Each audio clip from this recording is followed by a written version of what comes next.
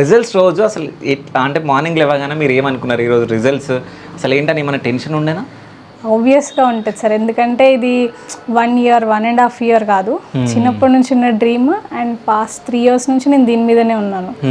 So it's a mix set of emotions.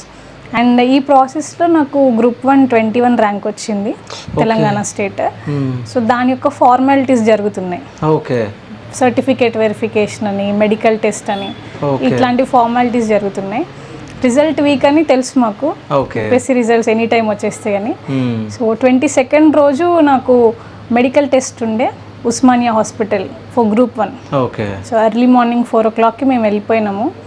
ఆ రోజే result day అని కూడా మాకు తెలుసు, బట్ మనకు ఒకటి వచ్చింది కాబట్టి మనము అటెండ్ అవ్వాలి అని చెప్పి మెడికల్ టెస్ట్కి వెళ్ళాను.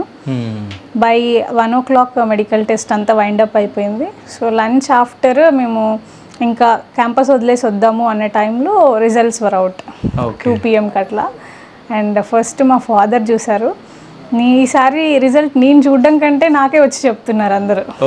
అందరు చెప్పాక నేను అప్పుడు లిస్ట్ ఓపెన్ చేసి నా నేమ్ చూసుకున్నాను. ఆ తర్వాత మళ్ళీ దాన్ని ఫేక్ పీడిఎఫ్ మరి ఒరిజినల్ పీడిఎఫ్ ఇంకేదైనా ఉందా అని కూడా ఎంక్వైరీ చేశాను. బట్ ఫైనల్లీ ఇంకా కాల్స్ వస్తూ ఉన్నాయి. 11th ర్యాంక్ అని తెలిసింది. అప్పుడు మా ఫాదర్ నా పక్కనే ఉన్నారు. సో కొంచెం ఎమోషనల్ అండ్ హ్యాపీ మూమెంట్, అది హ్యాపీ టీయర్స్ వచ్చేసినాయి. మా ఫాదర్ యొక్క డ్రీమ్ ఇది, అది నిజం చేసినందుకు నాకు చాలా హ్యాపీగా అనిపించింది. మీరు చెప్తుంటే నాకు గూస్ బంప్స్ వస్తున్నాయి. సో ఇప్పుడు గ్రూప్